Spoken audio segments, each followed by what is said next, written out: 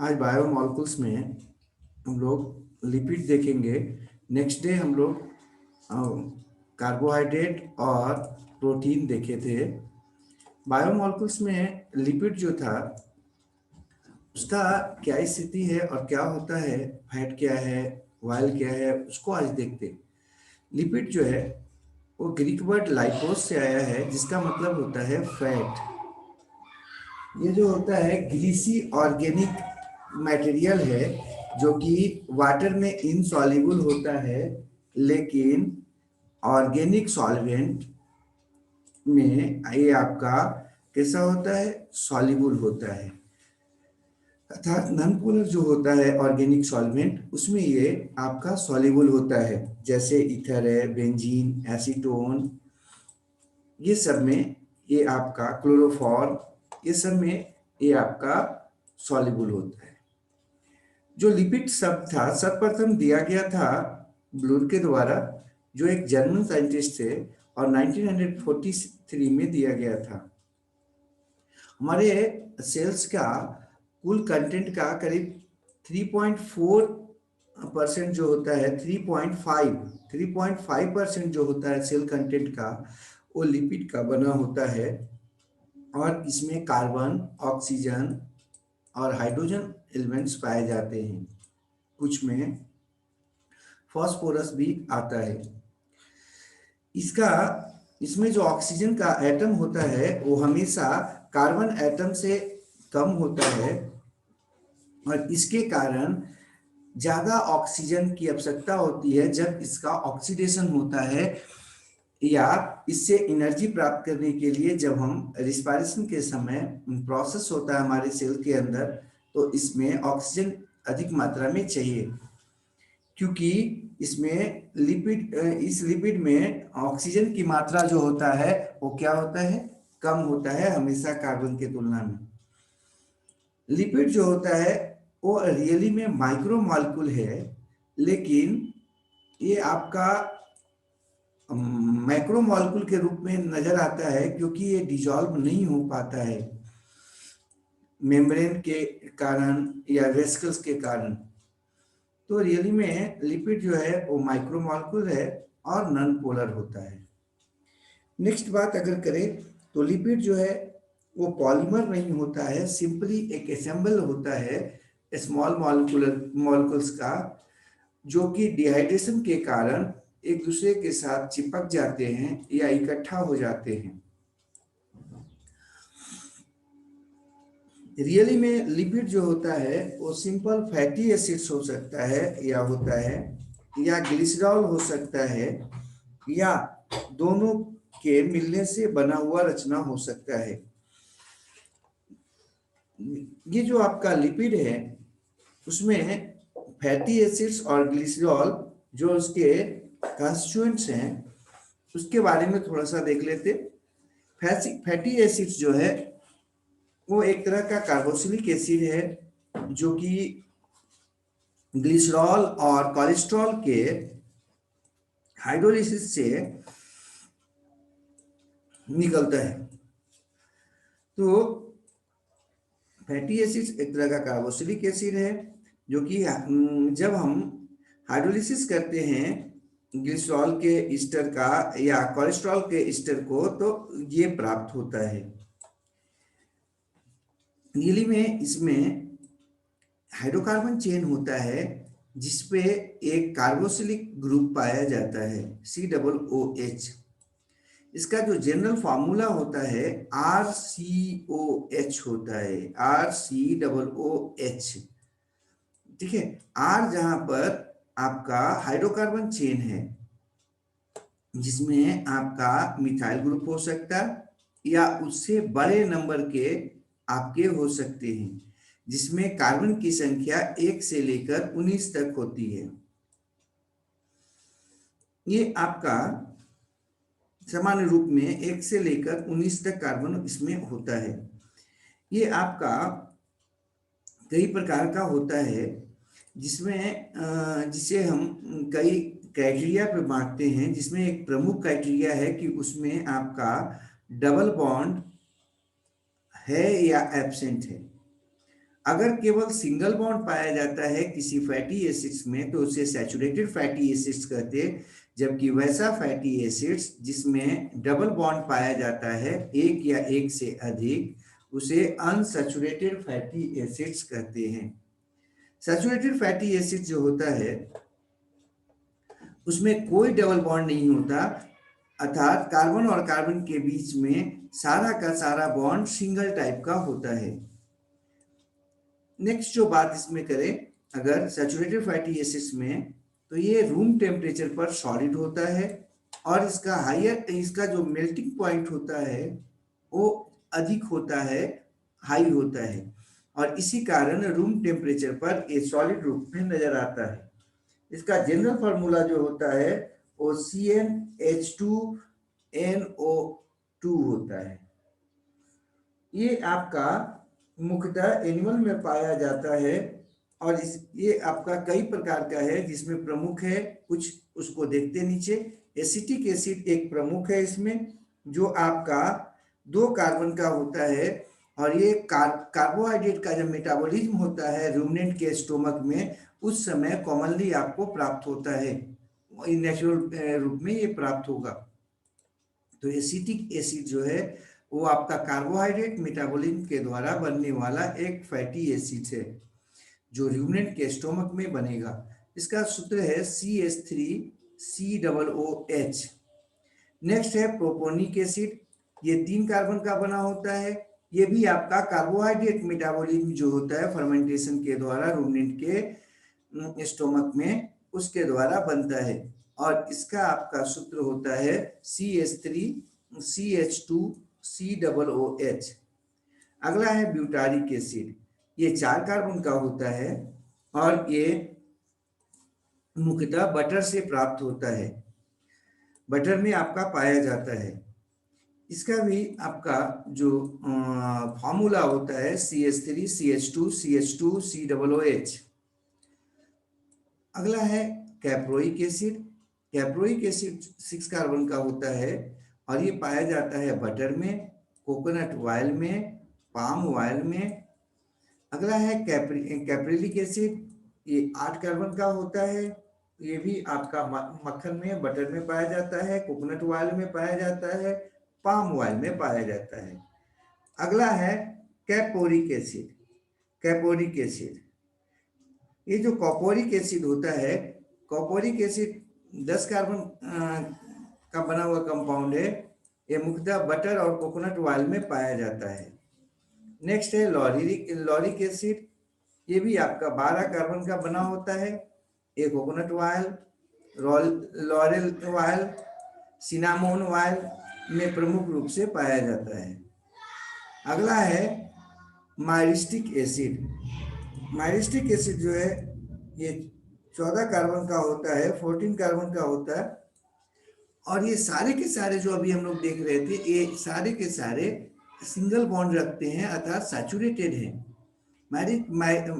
माइरिस्टिक acid जो है ये आपका कोकोनट ऑयल में पाया जाता है। पाल्मिटिक एसिड 16 कार्बन का होता है और ये कॉमनली पाया जाता है पाम ऑयल में, अधिकांश वेजिटेबल ऑयल में और एनिमल फैट्स में पाया जाता है।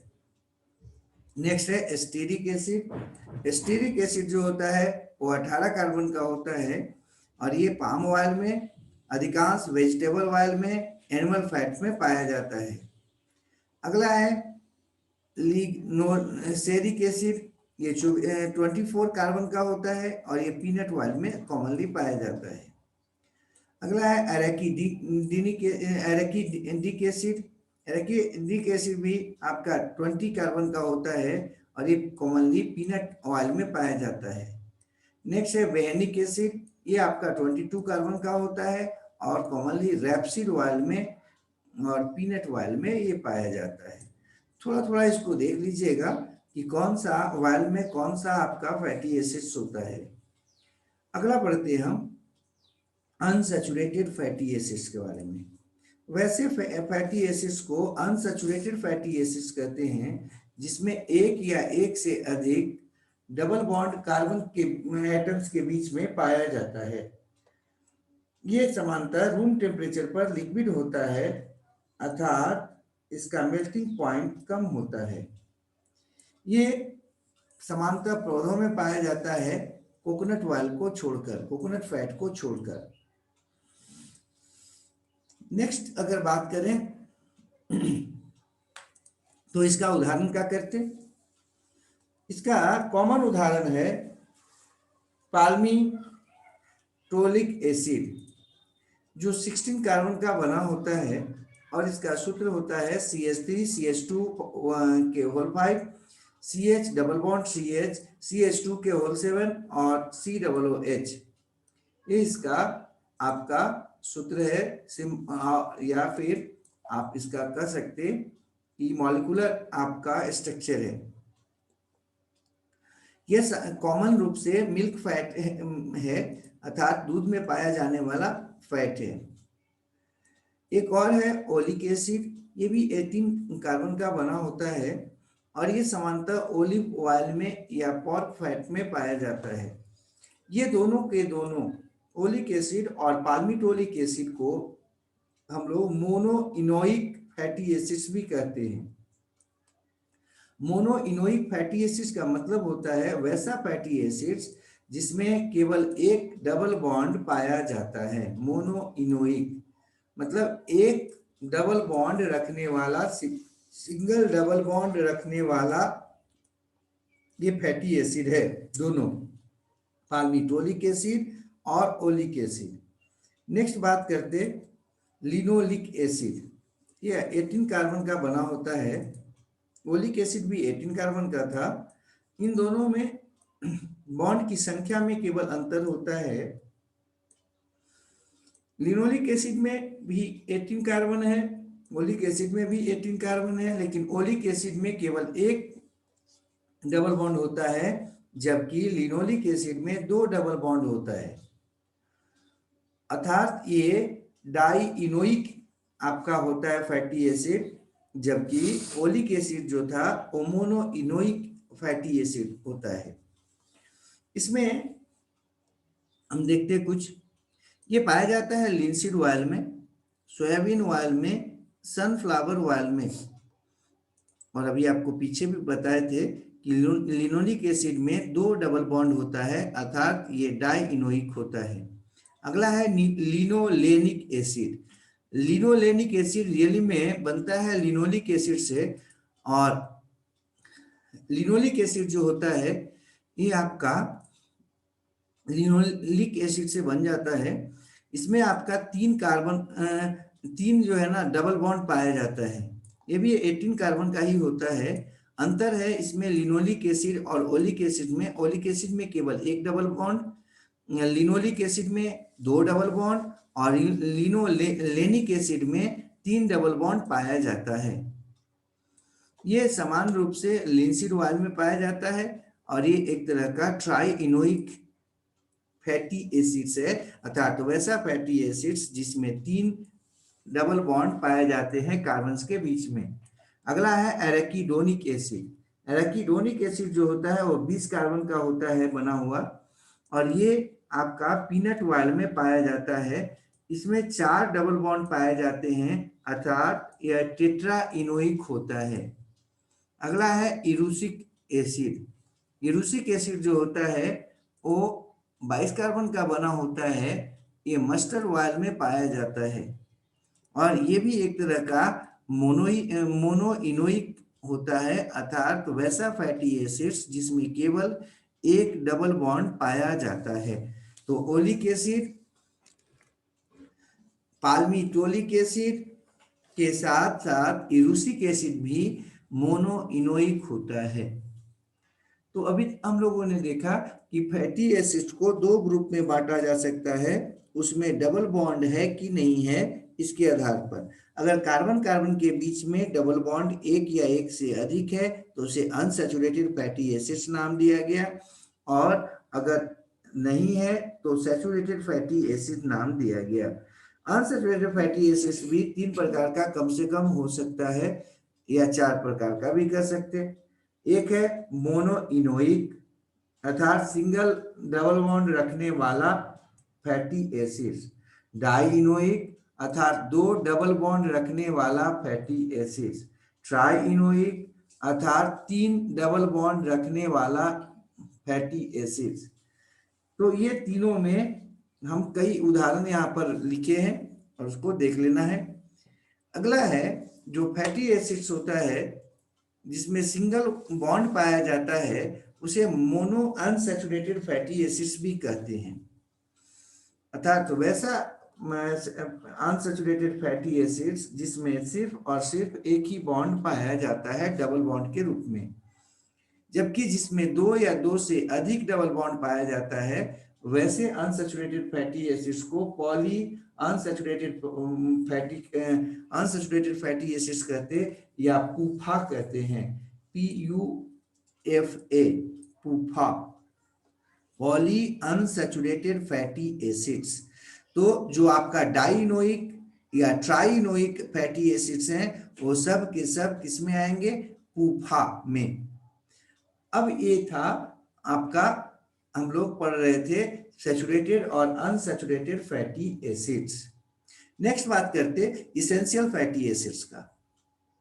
जैसा कि पीछे भी हम लोगों ने देखा था कि अमीनो एसिड्स को भी इसेंशियल और नॉन इसेंशियल में बांटा जाता था। आधार ये था कि वो आपका हमारे बॉडी के अंदर बनता है, ऑर्गेनिज्म के बॉडी के अंदर बनता है या उसे बाहर से लेना पड़ता है किसी एनिमल के लिए। तो हमारे बॉडी में भी वहां पर 8 जो अमीनो एसिड था वो इसेंशियल अमीनो एसिड था, अर्थात वो नहीं बनता था, जबकि बच्चों में 2 और बढ़ जाता था, मतलब 10। तो यहाँ पर हम इसेंशियल फैटी एसिड्स भी उसी प्रकार से समझेंगे, वैसा फैटी एसिड्स जो हमारे बॉडी के अंदर नहीं बन पाता है, अर्थात उसे आवश्यक रूप से बाहर से लेना पड़ता है भोजन के रूप में, उसे कहते हैं इसेंशियल फैटी एसिड्स या EFAS। EFAS, essential fatty acids. यहाँ पर 2 इसमें प्रमुख है, एक लिनोलिक एसिड है और एक लिनोलेनिक एसिड है। ये दोनों आपका इंपॉर्टेंट फैटी एसिड्स है। लेकिन एक और है आपका एराकिडोनिक एसिड, उसको भी इसेंशियल माना जाता है, क्योंकि देखा यह जाता है कि अगर लिनोलेनिक एसिड अगर कम हो जाए तो एराकिडोनिक एसिड भी हमारे बॉडी के अंदर नहीं बन पाता है या कम हो जाता है, इसलिए इसे भी इसेंशियल में रखा जाता है। उसके कमी होने पर, लिनोलेनिक के कमी होने पर इसका भी कमी बॉडी में हो जाता है। अब कुछ नोट देख लेते हैं। सैचुरेटेड फैटी एसिड जो होता है सामान्यतः वो स्ट्रेट चेन के रूप में होता है, क्योंकि उसमें केवल एक ही बॉन्ड पाए जाते हैं। आप शायद पढ़े होंगे केमिस्ट्री में, सिग्मा और पाई बॉन्ड पाया जाता है अगर डबल बॉन्ड हो या ट्रिपल बॉन्ड हो तो, लेकिन केवल एक बॉन्ड हो तो उस बॉन्ड को हम लोग, कोवेलेंट बॉन्ड को हम लोग सिग्मा बॉन्ड कहते हैं। तो सैचुरेटेड फैटी एसिड जो होता है सामान्यतः स्ट्रेट चेन में होता है, कहीं भी उसमें बेंडिंग नहीं पाया जाता। लेकिन जो अनसैचुरेटेड फैटी एसिड्स है उसमें जहां जहां डबल बॉन्ड पाया जाता है वहां पर वो बेंडिंग दिखाता है, क्योंकि वहां पर 2 प्रकार के बॉन्ड बनेंगे, एक आपका सिग्मा बॉन्ड और दूसरा पाई बॉन्ड। तो इसके कारण वहां पर थोड़ा बेंडिंग हो जाता है। अगला है, तो ध्यान रखना है कि जो भी आपका अनसैचुरेटेड होगा वो थोड़ा बेंड होगा, और बेंड कहां पर करेगा, वो कहां पर रहेगा, जहां पर डबल बॉन्ड है कार्बन कार्बन के बीच में। सैचुरेटेड फैटी एसिड जो होता है वो आपका ज्यादा एनर्जी उसे चाहिए डाइजेस्ट होने में, या ज्यादा एनर्जी उसमें खर्च होता है डाइजेस्ट होने में, जबकि अनसैचुरेटेड फैटी एसिड जो होता है उसमें कम एनर्जी खर्च होता है, और इसलिए इसको डॉक्टर फैट भी कहते हैं, अर्थात आपके बॉडी के कम से कम एनर्जी को बर्बाद करने वाला फैट। अगला है सैचुरेटेड फैटी एसिड्स। वैसे फैटी एसिड्स को हम जो आपका केवल सिंगल बॉन्ड रखता है, जिसमें डबल बॉन्ड नहीं होता, उसको सैचुरेटेड कह रहे थे। अगर सैचुरेटेड फैट हम ज्यादा खाते हैं तो हमारा जो बॉडी है उसमें कोलेस्ट्रॉल नाम का एक कंपाउंड बनने लगता है, और वो जो कोलेस्ट्रॉल है वो आपका क्या करता है, आपके बॉडी में जहां तहां ब्लड प्रेशर, ब्लड वेसल्स को धीरे धीरे जाम करने लगता है अगर ज्यादा मात्रा में हो, और आपको डिफरेंट डिजीजेज जैसे ब्लड प्रेशर या फिर जो है ना आपका क्या ब्लड की सप्लाई को जहां तहां कम कर देना, ऐसा कुछ परिस्थिति उत्पन्न करता है जो हार्ट अटैक में या ब्रेन हिमोरेज में बदलता है। ये जो आपका सैचुरेटेड फैटी एसिड्स है, इस लिहाज से ये खाना ठीक नहीं माना जाता क्योंकि इससे कोलेस्ट्रॉल बढ़ता है, जबकि अनसैचुरेटेड फैटी एसिड्स जो होता है वो आपका कोलेस्ट्रॉल को डिक्रीज करता है, कम करता है। जो आपका सैचुरेटेड फैटी एसिड्स होता है उसमें शायद उसमें हाइड्रोजिनेशन नहीं होता। हाइड्रोजिनेशन आप शायद जानते होंगे, हाइड्रोजन को जोड़ा जाता है किसी मॉलिक्यूल में, कंपाउंड में कुछ कैटलिस्ट को डालकर। तो हाइड्रोजिनेशन की प्रोसेस जो है ना वो सैचुरेटेड में होता है कि अनसैचुरेटेड में। अगर ये क्वेश्चन दे तो हमेशा दिमाग में रखना कि अनसैचुरेटेड में जो डबल बॉन्ड होता है उसका पाई बॉन्ड टूट जाता है और वहां पर हाइड्रोजन जो है ना वो जुड़ जाता है दोनों आपके रिस्पेक्टिव कार्बन पे। तो हाइड्रोजिनेशन की प्रोसेस जो होता है वो केवल और केवल अनसैचुरेटेड फैटी एसिड्स में होता है, सैचुरेटेड फैटी एसिड्स में हाइड्रोजिनेशन नहीं होता। पाल्मिटिक एसिड और स्टीरिक एसिड ये दोनों के दोनों फैटी एसिड्स हैं और सबसे ज्यादा पाया जाने वाला फैटी एसिड्स हैं, मतलब मोस्ट कॉमन फैटी एसिड्स में पाल्मिटिक एसिड और स्टीरिक एसिड आते हैं। लिपिड जो होता है वो पानी के तुलना में थोड़ा हल्का वजन का होता है, लाइटर होता है, अर्थात उसका स्पेसिफिक ग्रेविटी जो होता है 1 से कम होता है। वैसा ऑर्गेनिज्म जिसमें आपका लिपिड पाया जाता है वो आपका पूरे के पूरे बॉडी में एक समान नहीं पाया जाता।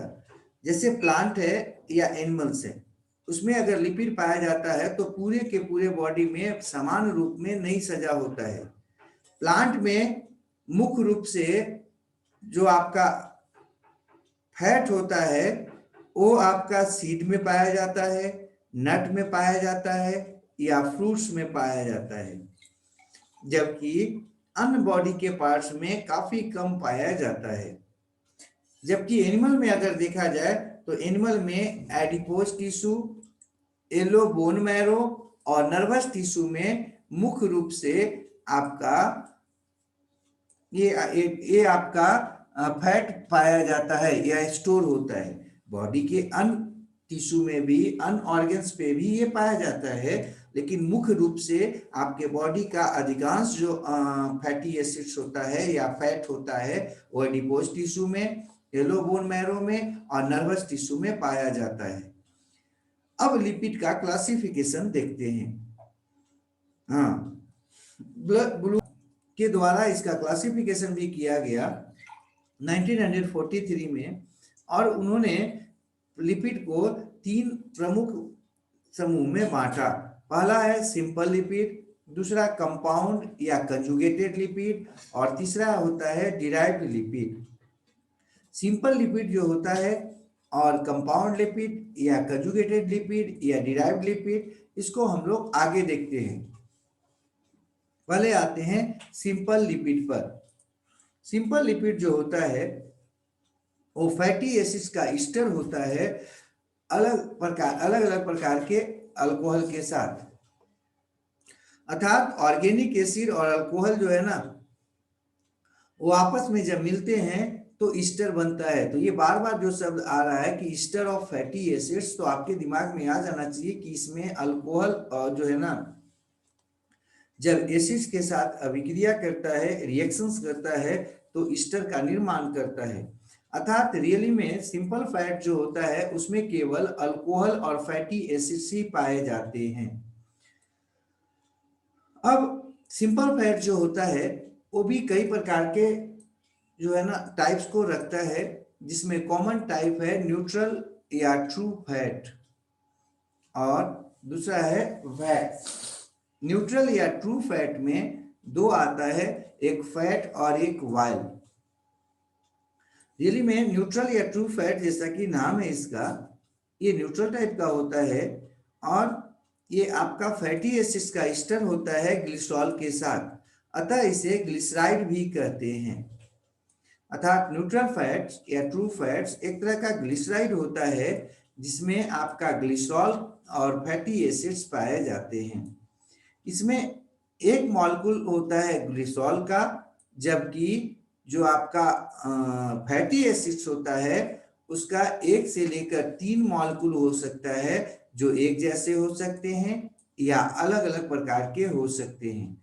अगर एक ही जैसे हैं तब तो सिंपल फैट है, लेकिन अगर जो है ना आपका अलग अलग प्रकार के जो मॉलिक्यूल्स हैं फैटी एसिड्स का, वो जुड़ा हुआ है ग्लिसरॉल के साथ, तो ऐसे फैट को मिक्स्ड फैट कहते हैं। मिक्स्ड फैट का मतलब क्या है? एक ग्लिसरॉल के साथ अलग अलग प्रकार के फैटी एसिड्स जुड़े हुए हों। अगर तीनों के तीनों फैटी एसिड्स जो किसी ग्लिसरॉल के साथ जुड़े हुए हों, या दोनों के दोनों फैटी एसिड्स जो किसी ग्लिसरॉल के साथ जुड़े हुए हों, अगर एक जैसे सेम टू सेम होंगे या एक ही प्रकार के होंगे, तब तो ये सिंपल हो गया। लेकिन अगर अलग अलग प्रकार के होते हैं तो आपका इसे कहते हैं कॉम्प्लेक्स या मिक्स्ड फैट। अब हम यहाँ पर थोड़ा सा देखते हैं कैसे ये बनता है। रियली में इसका निर्माण जो होता है न्यूट्रल फैट का, वो कंडेंसेशन रिएक्शन से या जिसमें एस्टरिफिकेशन होता है, ये होता है। उसमें एक अल्कोहल, एक जो है ना आपका ग्लिसरॉल का सूत्र शायद आप जानते होंगे, CH3O, CH3O और CH3O, मतलब C3H6OH3, इस प्रकार का ये स्ट्रक्चर है। और ये जो ग्लिसरॉल है उसके साथ 3 जो है ना अलग अलग आपका फैटी एसिड्स या एक ही प्रकार का फैटी एसिड्स आकर जुड़ जाता है। फैटी एसिड्स में से OH ग्रुप और ग्लिसरॉल में से आपका H बाहर निकलता जाता है, और अंततः यहाँ पर 3 मॉलिक्यूल H2O का बाहर निकल जाता है। ठीक है, तो आप यहाँ पर जो देख रहे होंगे बगल में, और फैटी एसिड्स आपस में मिलते हैं और कंडेंसेशन करते हैं, जिससे अंततः आपका दोनों के बीच में ईस्टर बॉन्ड बन जाता है। और ईस्टर बॉन्ड यहाँ पर ध्यान रखिएगा, ईस्टर बॉन्ड में कौन है? वो आपका ऑक्सीजन 2 एटम और एक कार्बन, वो मिलकर यहाँ पर ईस्टर बॉन्ड बनाता है। और ईस्टर बॉन्ड आपका जोड़ देता है किसको? फैटी एसिड्स को ग्लिसरॉल के साथ। अगर केवल एक ग्लिसरॉल और एक फैटी एसिड्स आपस में जुड़ता है तो इसे कहते हैं मोनोग्लिसराइड। लेकिन अगर एक ग्लिसरॉल के साथ 2 फैटी एसिड जुड़ता है तो इसे कहते हैं डाइग्लिसराइड। लेकिन अगर एक ग्लिसरॉल के साथ 3 फैटी एसिड जुड़ता है तो इसे कहते हैं ट्राइग्लिसराइड। हम इसीलिए यहाँ पर वाटर की मात्रा को नहीं लिखे हैं। वाटर की मात्रा, अगर एक ग्लिसरॉल जुड़ेगा तो केवल एक मॉलिक्यूल वाटर बाहर निकलेगा, अगर 2 ग्लिसरॉल जुड़ेगा तो डाइग्लिसराइड बनेगा और 2 मॉलिक्यूल वाटर का बाहर निकलेगा। अगर 3 जो है ना आपका फैटी एसिड जुड़ेगा एक ग्लिसरॉल के साथ तो ट्राइग्लिसराइड कहलाएगा, और 3 मॉलिक्यूल H2O का बाहर निकलेगा। अर्थात जो न्यूट्रल फैट होता है उसे मोनोग्लिसराइड, डाइग्लिसराइड और ट्राइग्लिसराइड में बांटा जा सकता है। आधार क्या है? कि उसमें फैटी एसिड्स की संख्या कितनी है। अगर ग्लिसरॉल और फैटी एसिड्स एक एक तो मोनोग्लिसराइड न्यूट्रल फैट, अगर एक ग्लिसरॉल के साथ 2 फैटी एसिड तो डाइग्लिसराइड न्यूट्रल फैट, और अगर एक ग्लिसरॉल के साथ 3 फैटी एसिड तो ट्राइग्लिसराइड न्यूट्रल फैट कहलाता है। अब हम लोग यहाँ पर ट्राइग्लिसराइड का बात अगर करें तो ट्राइग्लिसराइड सामान्यतः 2 रूप में पाया जाता है, फैट्स और ऑयल के रूप में। वैसा आपका ट्राइग्लिसराइड जो रूम के टेम्परेचर पर सॉलिड रूप में पाया जाता है, रूम टेम्परेचर पर, उसे कहते हैं फैट। जबकि वैसा आपका ट्राइग्लिसराइड जो रूम टेम्परेचर पर लिक्विड रूप में पाया जाता है उसे कहते हैं ऑयल। अर्थात ऑयल और फैट में केवल फिजिकल डिफरेंस होता है, केमिकल डिफरेंस नहीं पाया जाता। फैट जो होता है उसका मेल्टिंग पॉइंट हाई होता है, स्पेसिफिक ग्रेविटी जो होता है 0.86 होता है, मतलब पानी से कम, इसलिए ये पानी के ऊपर सतह पर तैरते रहता है डालने पर। और तो और इसका कॉमन उदाहरण आपका बटर और घी है। वाल जो होता है उसका भी स्पेसिफिक ग्रेविटी जो होता है वो 1 से कम होता है, करीब करीब इतना ही। और तो और इसका लो मेल्टिंग पॉइंट थोड़ा कम होता है, जबकि फैट का मेल्टिंग पॉइंट ज्यादा होता है।